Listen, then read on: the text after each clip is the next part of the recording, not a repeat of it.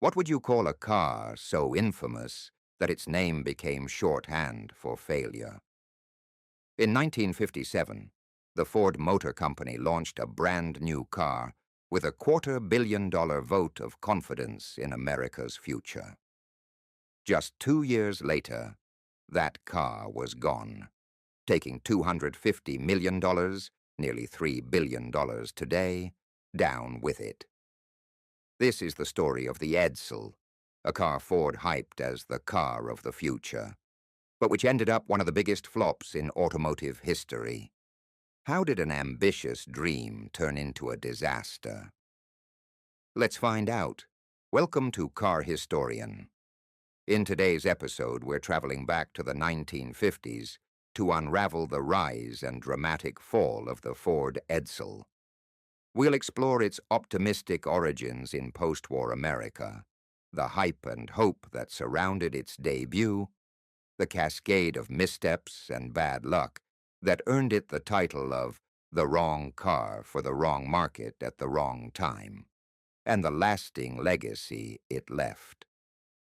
Buckle up for a journey through corporate hubris, mid-century culture, and a cautionary tale on wheels. By the end, we'll see what lessons the Edsel's failure holds, and why, ironically, this failed car is now a prized piece of history for collectors. Act 1. The Origins. In the booming years after World War II, American car makers were riding high on optimism and chrome. By the mid-1950s, Ford Motor Company was eager to expand its lineup to catch up with arch-rival General Motors. GM offered a car for every niche, from Chevrolets to Buicks and Cadillacs, while Ford's lineup was thinner. Ford's research showed a medium price gap in its roster. Its luxury Lincoln wasn't actually competing with Cadillac, but rather with mid-level cars like Oldsmobile and Buick. To fill that gap, Ford conceived an all-new brand, the first new American auto brand in decades. This bold idea had actually been planted years earlier by Edsel Ford, son of Henry Ford, and later championed by his son, Henry Ford II, after the war.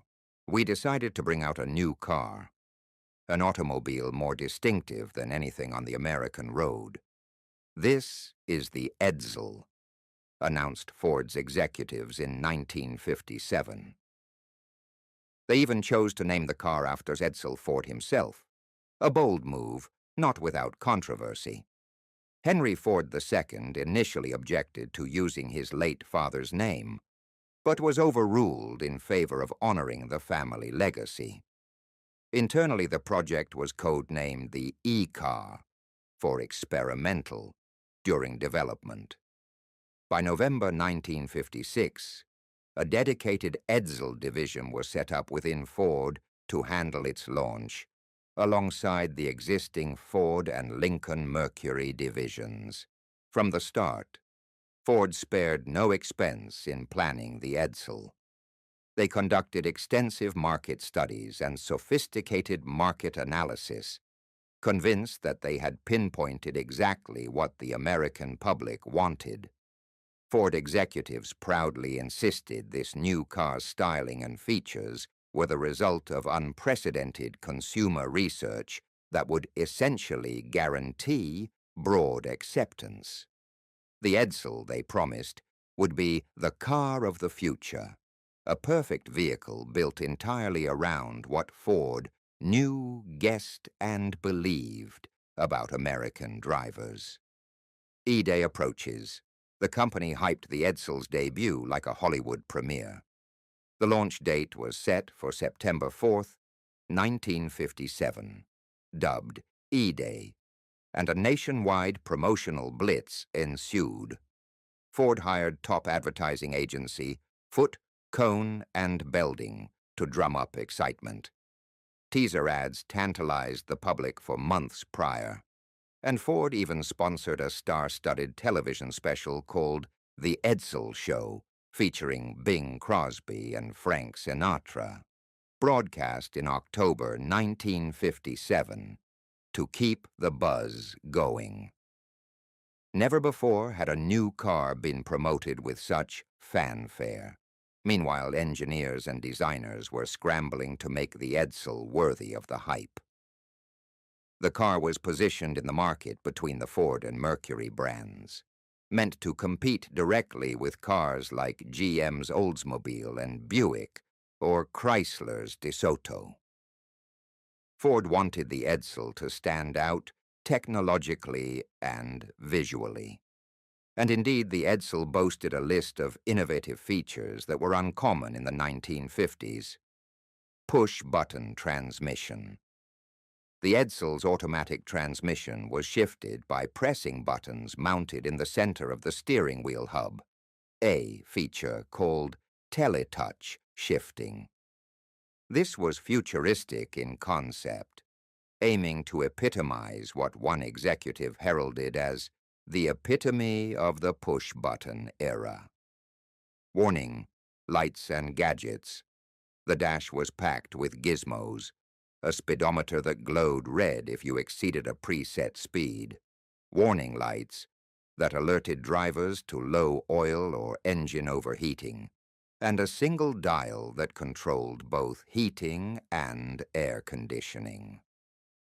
The Edsel even had child safety locks on the rear doors, a true novelty at the time. Power and comfort. Under the hood, Edsels were powerful. The top models carried a 345 horsepower V8, making them among the most potent cars on the road in '57. They were loaded with luxury touches like fancy chrome trim and push-button trunk and hood releases. Ford wanted buyers to feel the Edsel was luxury-loaded, yet attainable. All of this was wrapped in styling that Ford believed would be instantly recognizable.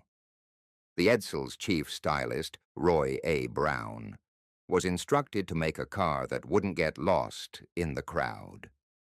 He delivered a design with an unusual signature: a bold vertical grille in the front, shaped like an oval horse collar, or, detractors would later say, a certain other oval object. This front grille, along with boomerang-shaped tail fins, or wing tail lights, at the rear, gave the Edsel a distinctive face in an era of look-alike cars. As one ad put it, "The difference in style is spectacular." And indeed it was unlike any other car on the road. Ford's confidence was sky-high. By the summer of 1957, anticipation reached fever pitch. Over 1,100 dealers had signed up to sell the Edsel nationwide. On the eve of E-Day, an official ad featured Ford's president Henry Ford II and chairman Ernest Breech posing with the new car. The text boldly declared that the decision to create Edsel was based on what we knew, guessed, felt, believed, suspected about you, proclaiming to customers, "You are the reason behind the Edsel." The stage was set. In late 1957, for the first time in a generation, an American automaker was introducing an entirely new car. Would Ford's expensive gamble pay off? Millions of Americans were about to find out. Act 2, the drama. E-Day, hype meets reality. September 4th, 1957. E-Day arrived like a carnival. Dealerships across the country unveiled the Edsel in showrooms that had been kept under wraps. The initial curiosity was enormous. An estimated 2.8 million people flocked to see the Edsel on its first day in showrooms. Crowds gawked at its shiny new features and futuristic promises. By the end of that day, around 6,500 Edsels had been sold, or at least ordered, a respectable start. Early press coverage was a mixture of awe and cautious praise. The New York Times observed, "The difference in style is spectacular," referring to Edsel's radical look. The Detroit Free Press went further, calling the Edsel a handsome and hard-punching newcomer to the car market. It seemed for a brief moment that Ford might indeed have a hit on its hands, but the excitement fizzled almost as fast as it ignited. After the initial surge of buyers and onlookers, the public's enthusiasm began to cool. Within days, many curious visitors walked out without buying. One dealer reported that some prospects came to see the Edsel, but, after one look, promptly went and bought a competitor's car instead. In his case, they defected to Buicks. Ford's own sales data told a worrying story. After the first 10 days of sales in early September 1957, deliveries of Edsels to dealers were just over 4,000 and dropping steadily. By early October, daily sales were averaging only around 300 cars a day, when Ford needed about 600 to 700 a day for the venture to break even. Behind the showroom glass, trouble was already brewing. Customers who did buy early Edsels began reporting serious quality problems in what can only be described as a rollout disaster. Many of the first Edsels arrived with glaring defects. One contemporary account noted that many of the very first Edsels were dramatically imperfect. Brand new Edsels were delivered with oil leaks, sticking hoods, trunks that wouldn't open, and push buttons that couldn't be budged with a hammer. The much-touted teletouch transmission buttons in the steering wheel, which Ford had bragged could be operated with a mere touch of a toothpick, often jammed completely. Automotive news reported endemic issues: poor paint quality, flimsy trim and chrome, and mechanical failures. One frustrated dealer lamented that a new Edsel convertible arrived with the top badly set, doors cockeyed, the header bar above the windshield trimmed at the wrong angle, and the front springs sagged.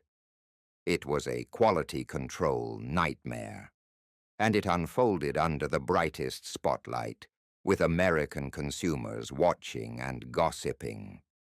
These flaws turned the Edsel's launch into a public relations fiasco. After months of hearing that this car was the meticulously researched car of the future, buyers were greeted with a product that felt half-baked. Jokes began to circulate. Comedians had a field day mocking the Edsel's odd appearance, especially that vertical grille. To some eyes, it looked like a horse collar, but late-night comics quipped it more closely resembled a toilet seat. One popular wisecrack described the Edsel's front as looking like an Oldsmobile sucking a lemon. The name Edsel itself quickly became a punchline. As one wag would later write, "Why not call it the Ford disaster and be done with it?" Bad timing and bad luck. As if design and quality issues weren't enough, fate dealt the Edsel another cruel blow: the economy. The Edsel debuted just as the United States slid into a recession in late 1957. Consumer spending tightened, especially for big-ticket purchases like new cars. The market that Ford had counted on, mid-priced family cars, was shrinking rapidly. Buyers who in rosier times might have gambled on a flashy new model were now looking for economy and reliability. In fact, 1958 saw Americans begin to embrace smaller, fuel-efficient cars. Compact imports like the Volkswagen Beetle gained popularity, and domestic competitors rushed out compact models, Ford's own Falcon and AMC's Rambler, to meet the trend. One Ford executive bitterly described the public's reaction as a buyer's strike. People simply weren't in the mood for what Edsel was offering. What they'd been buying for several years encouraged the industry to build exactly this kind of car. We gave it to them, and they wouldn't take it. Now the public wants these little beetles. I don't get it, he exclaimed in exasperation. Ford's vaunted market research had utterly failed to predict this change of heart. Studies in 1955 had confidently forecast that by 1965, half of U.S. families would be earning enough to buy more medium-priced cars, supposedly justifying the Edsel. In theory, the research said the Edsel could sell 400,000 cars a year to this growing middle-class market.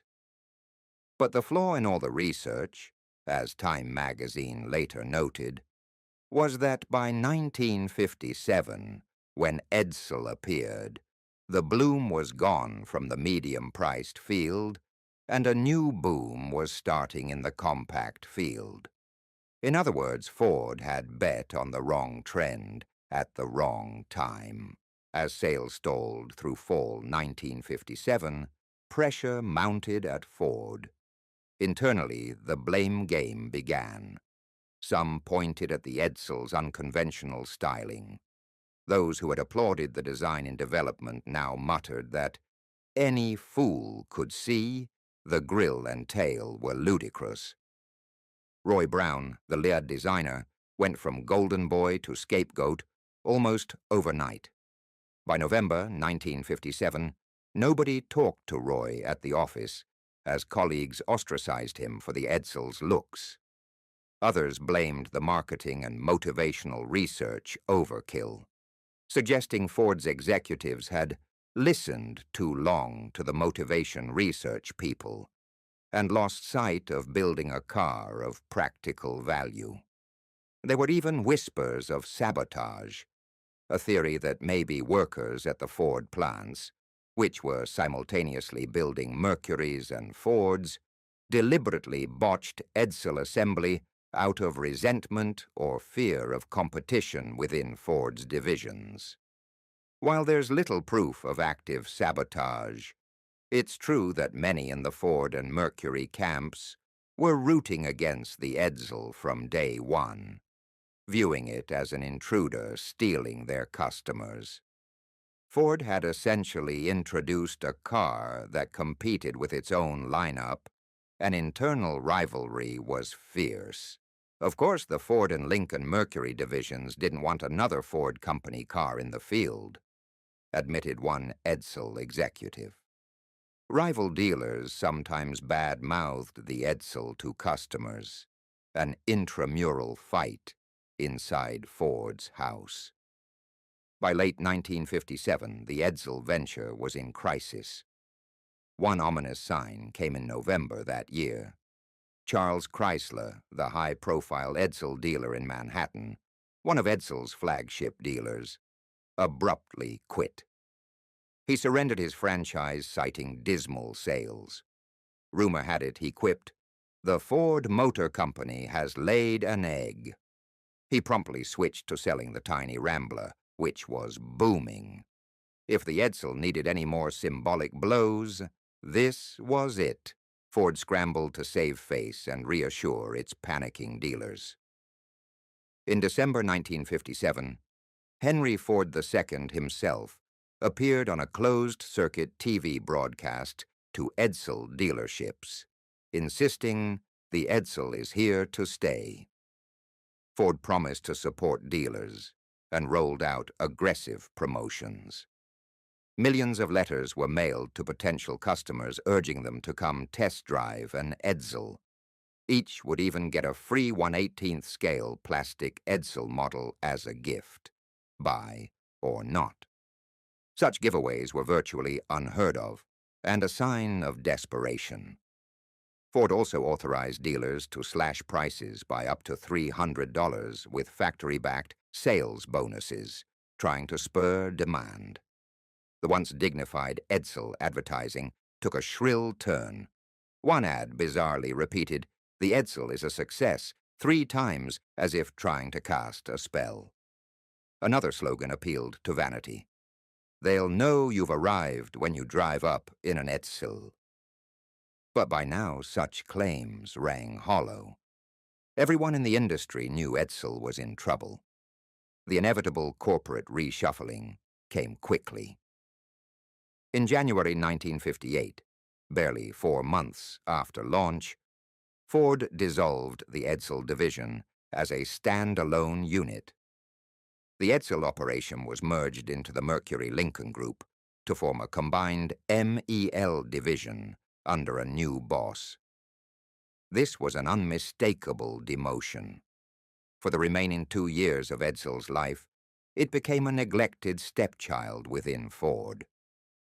Funding for new Edsel development was slashed, advertising was scaled back drastically, and many Edsel dealers closed their doors as losses mounted.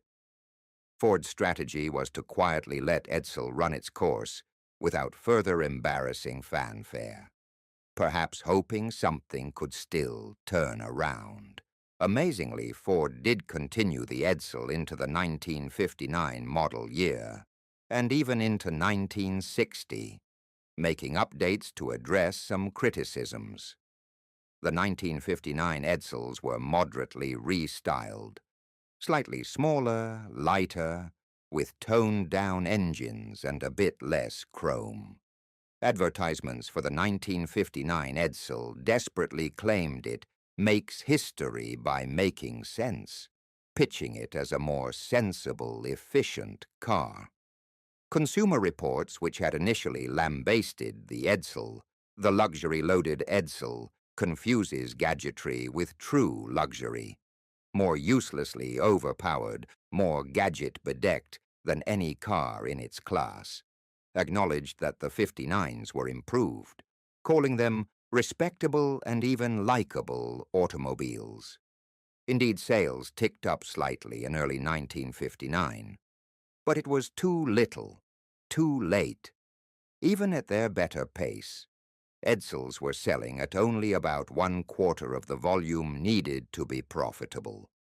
By the fall of 1959, with the U.S. market now fully in love with compact cars, Ford's own new Falcon was a hit right out of the gate. Edsel's fate was sealed. On November 19, 1959, Ford Motor Company quietly pulled the plug. There was no grand announcement or press conference. Instead, the news slipped out via a legal disclosure. The Ford Foundation, selling some Ford stock, mentioned in a prospectus footnote that the Edsel had been discontinued as of that date. Pressed for comment, a Ford spokesperson all but mumbled an epitaph. If we knew the reason people aren't buying the Edsel, we'd probably have done something about it. It was an honest admission of defeat and bewilderment. Act 3, the aftermath. The numbers told the tale of a catastrophe. From 1957 to 1959, Ford had built 110,810 Edsels in total, and only 109,466 were actually sold. The remaining unsold cars were mostly 1960 models that had just rolled off the line and had to be liquidated at fire sale prices. To put that in perspective, Ford had once expected to sell 200,000 Edsels per year to make the venture worthwhile. Instead, over 3 model years combined, they didn't even reach 120,000. The financial loss was staggering. Ford had invested heavily before launch, by some reports $250 million in development, tooling, and marketing, and then continued to lose money on every unsold car once Edsel hit the market. Conservative estimates put Ford's total loss at about $250 million in late 1950s dollars. Other analyses, factoring in lost opportunity and unsalvageable costs, peg the net loss closer to $350 million. For comparison, $350 million in 1959 is equivalent to roughly $3.5 billion today. One observer wryly calculated that each Edsel ended up costing Ford about $3,200 in losses, roughly the price of the car itself. In harsher words, Ford would have saved money by never building Edsels at all and simply giving away a Mercury to every would-be Edsel buyer. The end of Edsel reverberated through the industry. The press, which had initially printed Ford's boasts with straight faces, now indulged in gloating hindsight.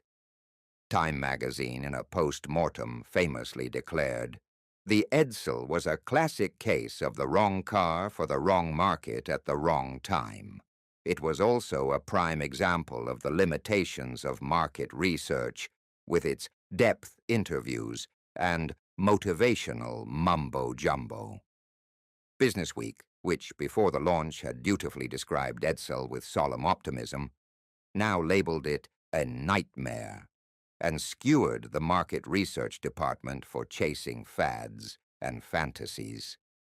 The Wall Street Journal took a more philosophical angle. In its obituary for the Edsel, the WSJ noted how the fiasco proved that even the mightiest corporations cannot dictate consumer taste. All this is a far cry from automakers being able to rig markets or force consumers to take what they want them to take. The consumer is the dictator without peer, the journal wrote, almost admiringly. In other words, the Edsel's failure was a reassuring reminder that the customer is king, an expensive lesson for Ford. Within Ford, the former Edsel team offered their own autopsies, tinged with regret and defensiveness. Many pointed to timing as the chief culprit. Roy Brown, the designer, maintained that styling had very little, if anything, to do with its failure, and that the Edsel program was based on the best information available at the time. The road to hell is paved with good intentions. Brown and others argued that if the car had launched a few years earlier, in the mid-50s boom, it might have succeeded. They believed the recession and shift in public mood, post-Sputnik austerity, blindsided them. Indeed, one Edsel planner half-jokingly blamed the October 1957 Sputnik launch for changing Americans' mindset overnight, from flashy tail fins to a new focus on practical, efficient technology. Meanwhile, some critics later mused that even the name Edsel had been a mistake. It wasn't catchy, and it carried the baggage of being Henry Ford's heir, inviting unfair comparisons and jokes. However, Edsel Division Chief Roy Craffer disagreed. He didn't think the name itself hurt sales. In truth, by the end, almost everything about the Edsel had been blamed by someone or other. The name, the grill, the marketing, the economy, even American culture. The reality was that multiple factors conspired to doom it. The Edsel became a textbook case in business schools of how not to launch a product. Overhyped marketing, weak execution, misjudged market trends, internal corporate friction, and bad timing all rolled into one. For the American public, the Edsel's collapse turned the car into an enduring cultural punchline. Over the years, the very word Edsel entered the lexicon as a synonym for a colossal failure. As historian Thomas Bonsall noted, millions who never even saw the car know its name as a symbol of failure.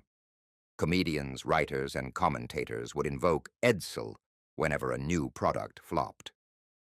Decades later, When New Coke failed in the 1980s, one pundit called it the Edsel of soft drinks. The Edsel's distinctive look also became iconic in a backhanded way, recognized not for beauty but for its infamy. It's worth noting, however, that with time, some of the negativity softened. Automotive historians have pointed out that the Edsel wasn't entirely the worst car of its era. In fact, by 1950s standards, it drove reasonably well and introduced features that were ahead of their time. The failure had more to do with executive miscalculations than the product alone. And then, in one of history's little ironies, the Edsel earned a second life as a collector's item. What was once ridiculed as unsellable became sought after by enthusiasts of Americana. Today, remaining Edsels, especially the rarer models like the 1958 Citation convertibles or the very scarce 1960 Edsels, of which only 2,846 were made, are cherished at classic car shows. Ironically, the Edsel's failure has made it a collector's item, notes one retrospective. The very features that alienated 1950s buyers, the unique grille, the push-button controls, now charm vintage car fans. Dedicated Edsel owners' clubs celebrate the car's uniqueness and its cautionary tale. While an Edsel will never command the stratospheric prices of a '57 Chevy or a rare Ferrari, some well-preserved examples do fetch significant sums at auction. In fact, the highest recorded sale for an Edsel was over $170,000 for a 1958 Edsel Citation convertible at a recent auction, showing that the failure has indeed become a fascination. Most Edsels, however, remain relatively affordable as classic cars, a fitting democracy for a car that was supposed to be for the average American family. Collectors don't value them because they were great cars, but because they represent an unforgettable chapter in automotive history. In the end, the Edsel was more than just a car. It was a mirror held up to American industry and culture. Its story is a rich lesson in how even a mighty company with vast resources can stumble when it loses touch with its customers. The Edsel's failure reminds us that technology and marketing must meet people's real needs and desires. Ford tried to will a new market segment into being through sheer confidence and budget, but learned the hard way that you can't buy love from the public. In a poetic twist, the Edsel's name, borrowed from Henry Ford's beloved son, came to signify folly. Yet there's also a note of redemption. The Edsel's tale has educated generations of engineers, designers, and business leaders. It forced Detroit to become more humble and consumer-focused. When it comes to dictating, the consumer is the dictator without peer, wrote the Wall Street Journal after Edsel's demise. And that truth echoes in every boardroom and marketing meeting to this day. Looking back, the Edsel can even be seen with a touch of nostalgia and affection. It embodies the spirit of its time, extravagant, optimistic, and perhaps a bit naive. As one commentator mused, the Edsel wasn't so much evil as it was clumsy, powerful, gauche, well-meaning, a de Kooning woman on wheels. In its failure lies a kind of innocence of an era when anything seemed possible for American companies, and mistakes, even giant expensive ones, were part of the adventure of progress. The Edsel's grille, once laughed at, now elicits a fond smile from car buffs, as if to say, yes, we tried and we goofed, but we learned.